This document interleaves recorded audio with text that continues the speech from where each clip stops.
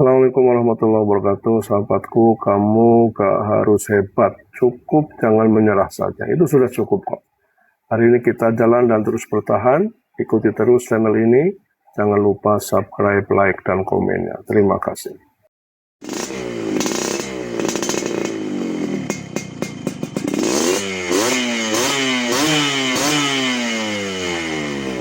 Perintah Kaisar Naga bab 6488, 6489.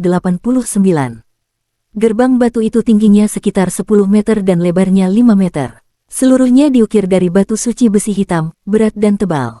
Tidak ada hiasan tambahan di permukaannya, hanya rune kuno yang padat dengan kedalaman yang bervariasi yang menutupi panel pintu.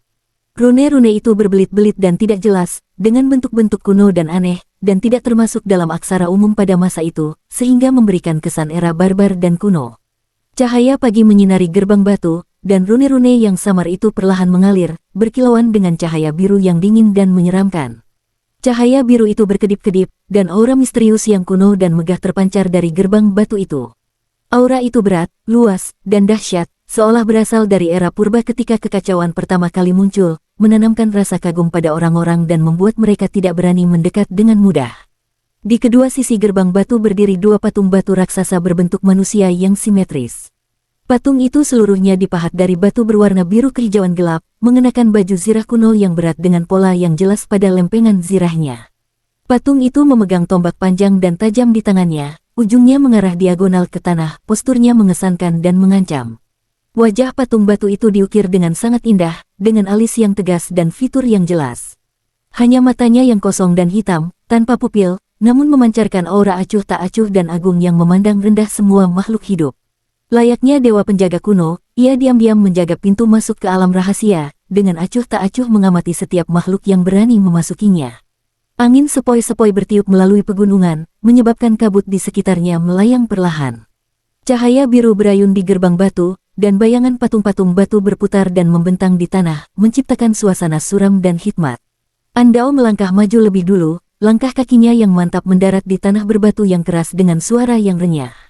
Dia berjalan ke depan pintu batu gelap itu, mengangkat tangan kanannya dengan telapak jarinya yang khas, dan dengan lembut mengusap rune kuno yang tidak rata di panel pintu dengan ujung jarinya. Pintu batu besi hitam yang dingin dan keras itu terasa sedikit sejuk saat disentuh, dan kekuatan formasi pembatas kuno tersembunyi jauh di dalam rune-rune tersebut. Setelah pemeriksaan singkat, dia menarik tangan kanannya, menoleh ke arah Gui Yuanzi di belakangnya, dan berbicara dengan nada dingin dan lugas, tanpa basa-basi. Kekuatan penyegelan gerbang ini sangat kuat, dan tidak dapat dipatahkan oleh kekuatan spiritual satu orang. Pembatasan masuk membutuhkan 3 kultivator Dewa Emas untuk secara bersamaan menyuntikkan kekuatan spiritual mereka. Hanya ketika kekuatan spiritual ketiga orang bergabung, segel dapat dibuka dan gerbang menuju alam rahasia dapat dibuka. Gui Yuanzi mengangkat matanya dan menatap gerbang batu kuno yang megah di hadapannya. Botol giok di hatinya sedikit bergetar, dan jiwa Dev seolah merasakan aura kuno yang kacau di luar gerbang. Dia menekan gejolak batinnya dan mengangguk dengan sungguh-sungguh mengerti. Begitu selesai berbicara, Gui Yuanzi melangkah maju dan berdiri di tengah pintu batu, mengangkat tangannya dan menempelkan telapak tangannya rata ke panel pintu besi hitam yang dingin. Jubah Taoisnya yang berwarna cian berkibar tertiup angin, dan energi spiritual biru yang samar mengalir perlahan di sekelilingnya, siap untuk dilepaskan. Andao bergerak ke sisi kanan pintu batu, pakaian ketat hitamnya menempel di tubuhnya. Telapak tangannya menekan panel pintu, dan energi spiritual yang gelap dan dingin melonjak di telapak tangannya, aura pembunuhnya terkendali. Siap dilepaskan. Ling Yue berdiri di sebelah kiri gerbang batu, mengenakan pakaian putih, sosoknya ringan dan anggun. Telapak tangannya yang putih bersih dengan lembut menutupi gerbang batu, dan energi spiritual putih murni yang hangat mengalir perlahan dan lembut. Ketiganya berdiri dalam formasi segitiga, telapak tangan mereka menempel pada pintu batu yang berat, aura mereka langsung memadat dan pikiran mereka sangat terfokus. Lakukan gerakan kalian, perintah Andao dengan suara rendah dan dalam. Sesaat kemudian, 3 aliran energi spiritual yang sama sekali berbeda menyembur keluar dari telapak tangan ketiga orang itu secara bersamaan. Energi spiritual Taois biru Gui Yuanzi murni, berkelanjutan, lembut, dan mendalam, membawa aura kebenaran dan keadilan. Kekuatan spiritual gelap dan mematikan dari Andao itu gelap dan dingin, tajam dan ganas, membawa niat membunuh yang mengerikan. Energi penyembuhan putih Ling Yue lembut, murni, hangat, dan halus, serta memiliki kekuatan pemurniannya sendiri. Energi spiritual tiga warna mengalir terus-menerus ke gerbang batu mengikuti pola rune yang samar. Rune yang semula kusam tiba-tiba bercahaya, dan cahaya biru yang menyeramkan itu dengan cepat meningkat, berubah dari biru muda menjadi biru es yang pekat. Cahaya itu menyilaukan dan menerangi seluruh platform batu. Rune-rune itu mengalir dan berputar mengikuti lintasan tetap, perlahan-lahan membuka kekuatan penyegelan kuno, dan permukaan gerbang batu itu memancarkan getaran ruang yang berat. Boom! Suara gemuruh yang dalam dan teredam meledak dari dalam gerbang batu, mengguncang langit dan bumi serta bergema di pegunungan yang kosong. Pintu batu besi hitam yang keras dan berat itu perlahan bergeser ke dalam sepanjang celah tengah, dan retakan gelap dan dalam secara bertahap melebar. Begitu pintu terbuka, aura yang luas, kuno, dan kacau langsung menyembur keluar. Aliran udara itu keruh dan berat, membawa fragmen-fragmen kecil tak terhitung dari hukum-hukum kekacauan, dan dampaknya sangat kuat. Energi spiritual biru yang mengalir di sekitar Gu Yuanzi tiba-tiba terhenti, meridiannya terasa sedikit mati rasa, dan kecepatan sirkulasi energi spiritual di tubuhnya secara tidak sadar melambat, secara naluriah menimbulkan rasa tertekan dan tidak nyaman. Dia sedikit mengerutkan kening, menarik napas dalam-dalam, dengan paksa menekan rasa gelisah yang melonjak di hatinya, mengencangkan botol giok di dadanya, dan menggenggam pedang King Feng di pinggangnya. Gagang pedang yang dingin memberinya rasa aman, dan tatapannya tetap teguh, tanpa sedikit pun keraguan. Ayo masuk. Dengan satu kata singkat, Gu Yuanzi bergerak cepat, memimpin dan melangkah masuk ke celah gelap dan dalam di gerbang batu itu. Sosok biru itu seketika ditelan oleh kabut yang kacau dan menghilang ke dalam cahaya di luar pintu. Andao dan Ling Yue mengikuti dari dekat, satu mengenakan pakaian hitam dan satu lagi pakaian putih, melangkah masuk ke gerbang batu satu demi satu. Ketiga sosok itu menghilang ke dalam pintu masuk alam rahasia. Setelah ketiganya melangkah melewati pintu batu yang berat, suara gemuruh kembali terdengar, celah itu perlahan menutup, cahaya biru secara bertahap meredup, dan akhirnya kembali ke keadaan tertutup rapat seperti semula, seolah-olah tidak pernah dibuka. Kedua patung batu itu masih berdiri di kedua sisi, mata kosong mereka menatap acuh tak acuh, diam-diam menjaga tempat kuno dan misterius ini. Begitu mereka melangkah melewati gerbang batu, sinar matahari di sekitarnya tiba-tiba menghilang, dan suara angin, kicauan burung, serta arus udara dari dunia luar benar-benar terputus. Di dalam alam rahasia itu, tidak ada langit, tidak ada bumi, tidak ada gunung, tidak ada tumbuh-tumbuhan, dan tidak ada matahari, bulan, atau bintang. Sejauh mata memandang, hanya ada hamparan kabut abu-abu yang tak berujung. Kabut itu tebal dan keruh, warnanya gelap dan suram, menyerupai ruang purba sebelum penciptaan langit dan bumi, sunyi, tak bernyawa, dan tak terbatas. Fragmen-fragmen kecil dan transparan yang tak terhitung jumlahnya dari hukum-hukum yang kacau melayang di udara. Fragmen-fragmen pecahan ini bervariasi dalam ukuran dan bentuk, melayang, bertabrakan, dan saling memusnahkan secara tidak teratur. Dibandingkan dengan fragmen hukum Dewa Emas di pegunungan luar, fragmen kekacauan di sini lebih ganas, lebih primitif, dan lebih tajam. Setiap fragmen mengandung kekuatan kekacauan yang paling murni dan paling mendominasi, merobek dan mencabik-cabik setiap makhluk hidup yang memasuki tempat ini. Gu Yuanzi tiba-tiba dikelilingi oleh lapisan penghalang energi spiritual berwarna biru, dengan aura pelindung samar yang mengalir di sekitarnya. Namun, penghalang ini terbukti sangat rapuh dalam menghadapi gejolak kekacauan yang dahsyat. Fragmen-fragmen itu bertabrakan dan bergesekan dengan penghalang energi spiritual, mengeluarkan suara mendesis yang tajam, dan cahaya spiritual meredup serta menghilang dengan kecepatan yang terlihat. Energi spiritual dalam tubuhnya cepat terkuras, meridiannya terasa sedikit perih, dan rasa lelah yang hebat menyelimuti seluruh tubuhnya. Gu Yuanzi tahu bahwa tempat ini bukanlah tempat untuk tinggal lama dan dia harus menemukan cairan roh kekacauan sesegera mungkin untuk menyelesaikan tujuan perjalanannya ini.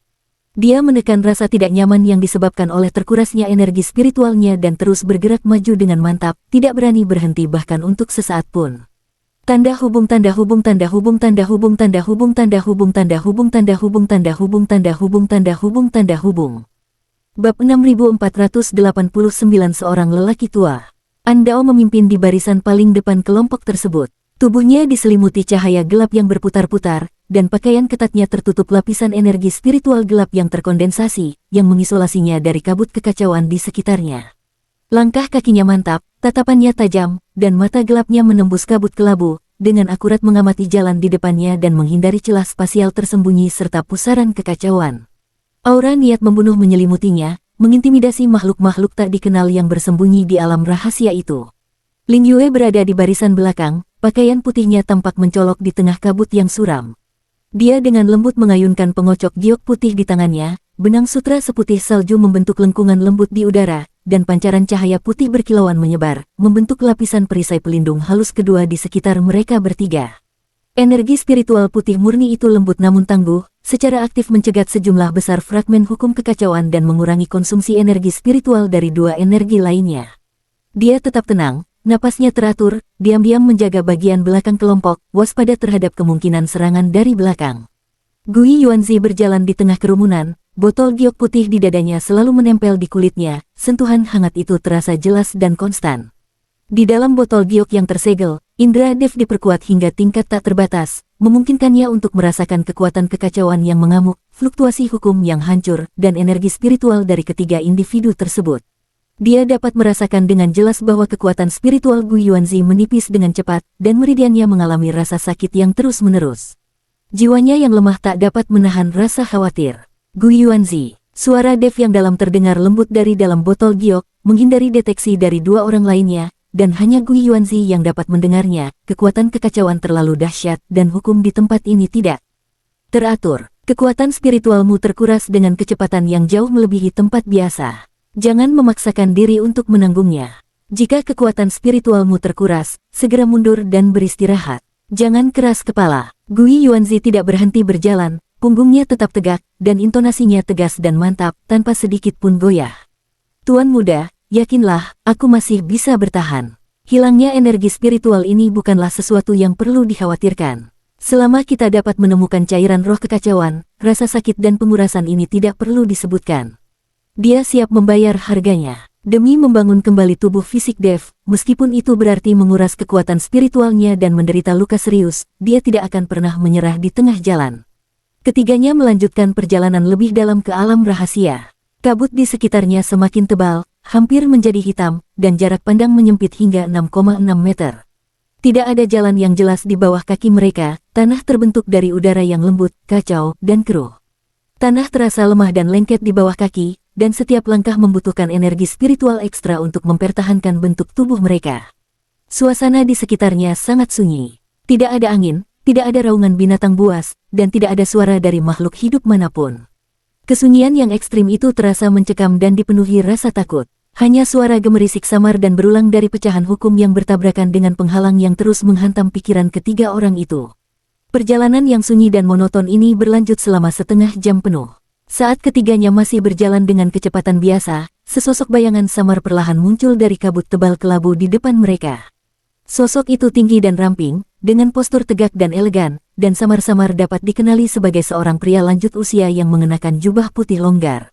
Pria tua itu berdiri dengan tangan di belakang punggung, punggungnya tegak, dikelilingi oleh lingkaran cahaya spiritual yang samar dan kacau. Auranya luas dan dalam, sedalam lautan, sehingga mustahil untuk menentukan tingkat kultivasinya secara akurat. Ia memegang pengocok telur dengan ringan di tangannya. Pengocok telur itu seputih salju dan halus, dan benang-benang sutra melayang lembut di kabut yang pekat, memancarkan cahaya putih yang lembut dan murni, yang sangat menarik perhatian di alam rahasia yang gelap dan sunyi itu. Orang ini berdiri dengan tenang di tengah kabut, tak bergerak dan tak bergeming, namun memancarkan aura ketidakpedulian dan ketidakacuhan yang seolah memandang rendah semua makhluk hidup. Kabut tebal dan kacau yang mengelilinginya akan secara otomatis menghilang dan menghindarinya jika berada dalam radius 10 kaki, mencegahnya mendekat. Gui Yuanzi tiba-tiba berhenti, energi spiritual birunya langsung mengencang, dan pikirannya menjadi sangat fokus. Dia tanpa sadar menyebarkan indera ilahinya, mencoba menyelidiki tingkat kultivasi, asal-usul, dan aura lelaki tua itu. Saat indera ilahi yang tak terlihat menyentuh cahaya spiritual yang mengelilingi lelaki tua itu, ia lenyap tanpa jejak, seperti patung lembu dari tanah liat yang tenggelam ke laut. Tidak ada kebocoran energi spiritual dari pihak lain, tidak ada detak jantung, tidak ada napas, tidak ada jejak makhluk hidup apapun, seolah-olah itu adalah bayangan hantu yang terbentuk dari udara kosong, tidak ada di dunia nyata. Andao, apa yang ada di depan? Gui Yuanzi merendahkan suaranya, nadanya serius, dan bertanya kepada Andao di sampingnya dengan suara rendah. Mata gelap Andao tertuju pada sosok di dalam kabut putih, alisnya berkerut, dan untuk pertama kalinya, keseriusan yang jelas muncul di wajahnya yang biasanya dingin. Tubuhnya sedikit terguncang oleh energi spiritual hitam, dan niat membunuhnya diam-diam mengumpul, siap bertarung kapan saja. Aku tidak tahu, Andao berbicara dengan suara rendah, dengan sedikit kehati-hatian yang jarang terdengar, peta alam rahasia yang diberikan oleh pemimpin kamar dagang tidak pernah menandai keberadaan hantu humanoid di sini. Kemungkinan besar itu adalah roh penjaga yang lahir secara alami di alam rahasia, atau jiwa sisa seorang kultivator yang binasa di sini pada zaman dahulu. Jangan mendekat dengan gegabah, waspadai bahaya tersembunyi. Ling Yue juga berhenti, tatapannya yang jernih tertuju pada lelaki tua berjubah putih itu. Dia sedikit mengencangkan cengkeramannya pada pengocok di tangannya, dan perisai pelindung putih murni itu perlahan menebal. Energi spiritualnya mengalir dengan lancar, auranya terkendali, dan dia diam-diam mengamati gerakan sosok ilusi itu, siap membantu dalam pertahanan kapan saja. Ketiganya tetap berjaga-jaga, saling bertukar pandangan, lalu bergerak maju perlahan secara bersamaan. 1 meter, 5 meter, 10 meter. Ketika ketiganya berada tepat 10 kaki dari tetua berjubah putih itu, hantu yang tak bergerak dan diam itu tiba-tiba berbicara perlahan. Sebuah suara tua, serak, dan lembut, yang membawa sedikit nuansa pergolakan masa lalu, tiba-tiba terdengar di tengah keheningan kabut yang mencekam, tepat sampai ke telinga Gu Yuanzi. Nada suaranya tenang, namun seolah melampaui tahun-tahun yang tak berujung dan siklus hidup dan mati. Gu Yuanzi, kamu akhirnya tiba. 7 kata sederhana ini, tanpa sedikit pun niat membunuh atau kekuatan yang menindas, menyebabkan seluruh tubuh Gu Yuanzi tiba-tiba menegang, darahnya hampir membeku. Pupil matanya menyempit tajam, jantungnya berdebar kencang, dan badai berkecamuk di dalam dirinya. Rasa kaget dan kebingungan yang luar biasa langsung menyelimuti pikirannya. Apakah orang ini mengenalnya? Gu Yuanzi ingat dengan jelas bahwa ini adalah pertama kalinya dalam hidupnya ia menginjakkan kaki di alam rahasia kekacauan. Ia belum pernah menginjakkan kaki di tanah ini sebelumnya, dan ia juga belum pernah melihat lelaki tua berjubah putih di depannya. Namun orang lain itu tidak hanya mengenalinya, tetapi juga memanggilnya dengan namanya secara tepat, berbicara dengan nada akrab, seolah-olah mereka telah menunggunya sejak lama. Banyak sekali pertanyaan yang memenuhi pikirannya, bercampur aduk dalam kekacauan. Gu Yuanzi menekan gejolak batinnya dan bertanya dengan suara tercekat dan dalam, siapakah kamu? Hantu berjubah putih itu tidak segera menjawab. Gerakannya lambat dan anggun saat ia memutar tubuhnya perlahan. Jubah putih lebar itu berayun lembut mengikuti gerakan, ujungnya menyentuh kabut pekat tanpa setitik debu pun. Wajah tua dan kuno perlahan-lahan muncul di hadapan ketiganya.